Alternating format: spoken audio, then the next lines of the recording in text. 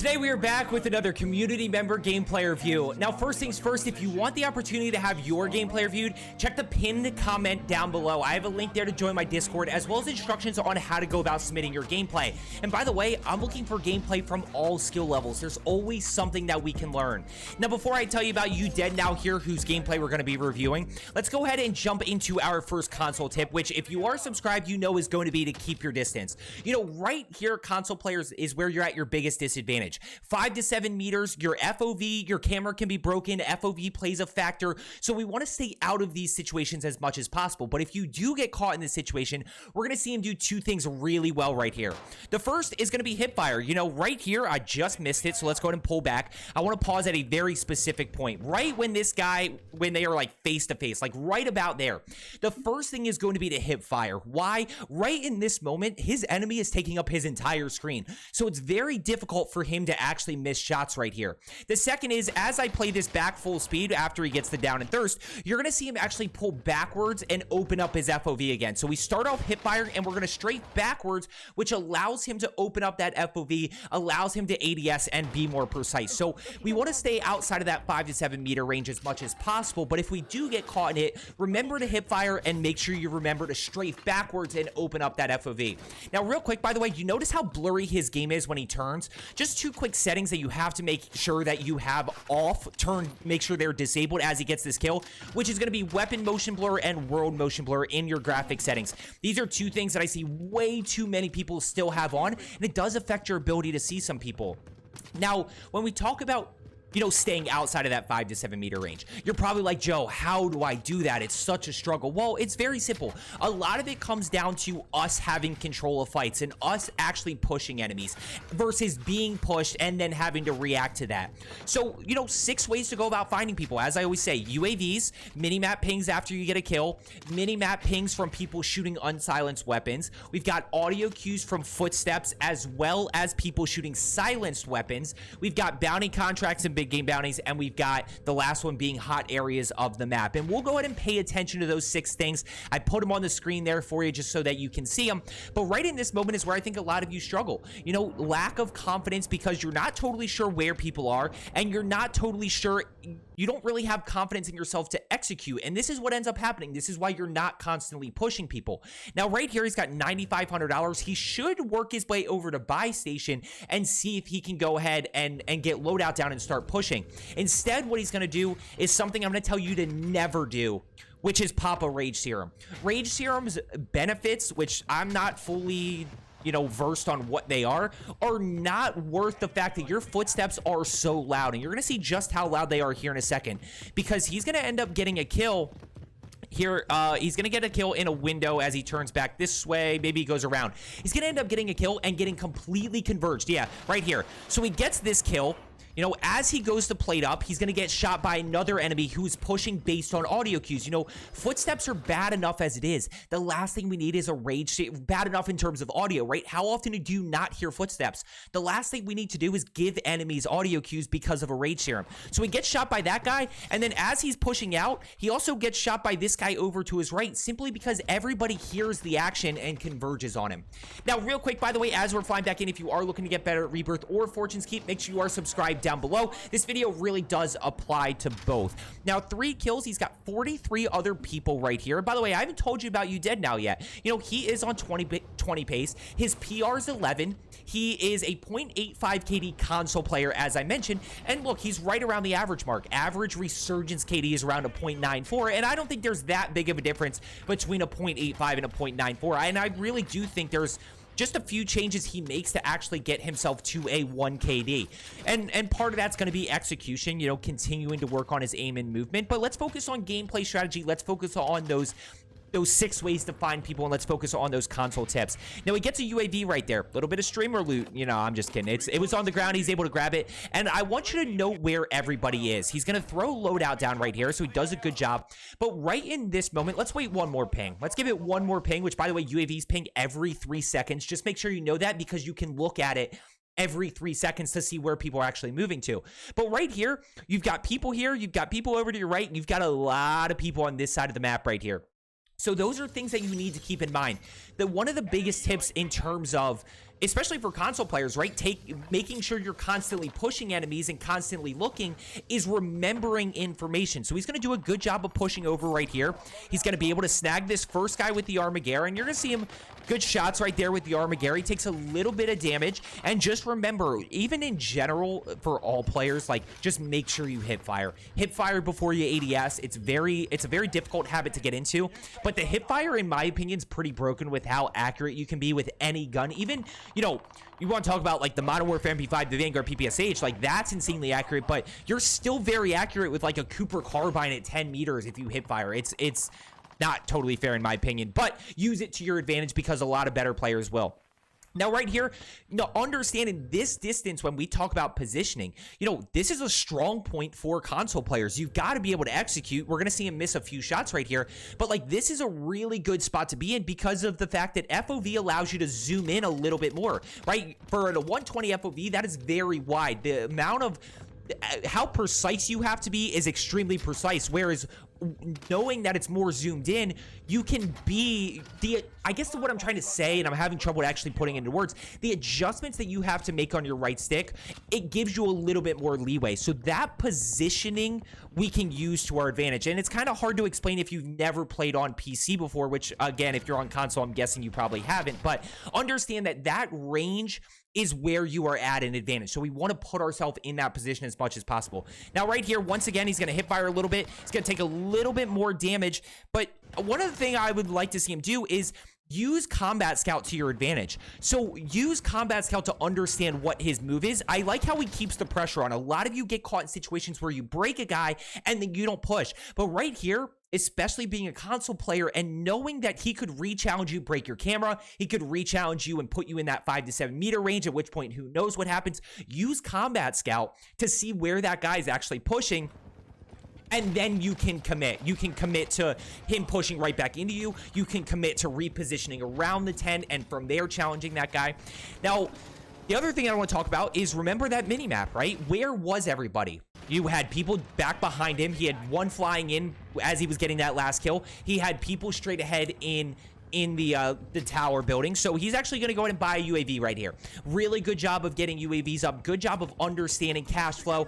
Two components of cash flow is getting it and spending it. A lot of you struggle with both, but particularly spending it. Now he's going to make a very quick decision here to go push this guy. Watch the strafing.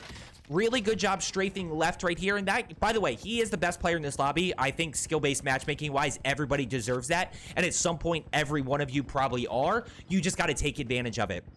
Now he's going to go ahead and pick up this second kill, but as we get one more UAV ping right there, I want you to take note of where everybody is. So we have a bunch of people over to our right. We've got some people in town, and we've got people back in winery. And those are the things that you have to remember because it allows you to make a quick decision about where to go next. Now, once you make that decision, you go from just wandering out in the open to what I call wandering with a purpose, right? You're actually going to push over that way.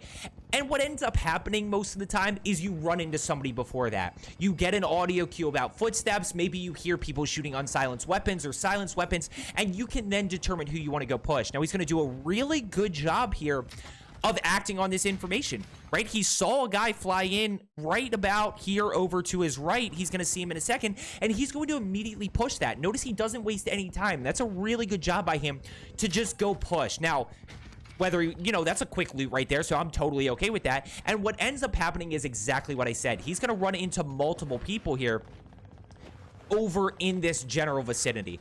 Now, once again, this is your strong point, right? This is where you should feel comfortable in terms of your aim, in terms of your positioning, because FOV is not a factor at all. In fact, like I said, FOV is kind of an advantage at that range, so we want to use it. 7 kills, 27 people still alive, and once again, remember where everybody is. We've got people town, we've got people, now we got people shooting right here. So as he's pushing over towards tower, now he runs into other people, which is exactly what happens most of the time. Now, he's going to end up not being able to get this guy. I would not not mount here, guys. Don't over mount. Just instead continue improving and continue working on your aim, because now he's going to go in and challenge, and he's going to be able to take this. He's going to be able to get this kill. It's just going to take a lot longer than it needs to. So now he's going to push down, keep the pressure on. I really like that he's keeping the pressure on here based on the live pings and using that to his advantage. But I'd like to also see him not have to do that and execute a little bit earlier on, because let's pull this back real quick just to make it an example. Is we're going to go ahead and challenge this first guy, but watch this second guy right here. Watch this guy. Is he alive? Yeah, he is. So if he gets this combat scout guy, if he kills this guy, because he took no damage and still has plenty of bullets in the Armageddon and the Cooper, he could immediately go challenge that second enemy. Instead, he's forced to go chase this guy and kind of keep the pressure on, and he's able to get the kill, but we potentially lose out on another kill just because of the execution. And he also takes a little bit of damage there because of that component. Now 8 kills, we've got 26 other people. His PR is 11. He's on really good pace. And the biggest tip that I can give you when it comes to PR, guys, is just don't panic. Don't panic. You have no need to, right? It's just another time that you got to execute.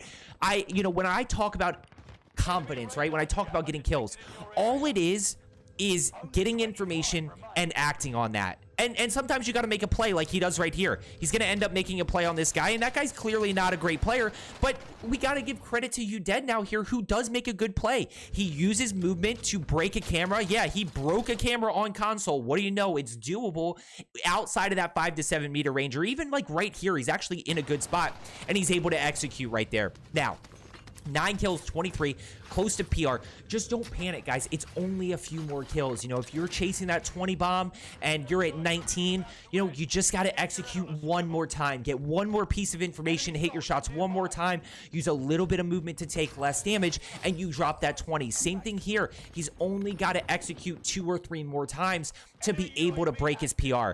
Now, when we talk about keeping pressure on, he's actually going to pick up kill number 10 right here. Really good job mounting. I'm actually okay mounting in this situation, especially at that long range. But when we're in those closer ranges, we don't want to rely on mounting. Now, right here, he's going to take damage. I'm okay. He's going to re-engage. He does a really good job of holding his ground right here. And notice his reposition, right? He doesn't reposition like crazy, but he does a really good job here of finding a different angle. He immediately mounts. He's able to break that guy where he makes the mistake here is he doesn't challenge, right? He's holding his positioning instead of going and challenging with momentum, instead of keeping that pressure on.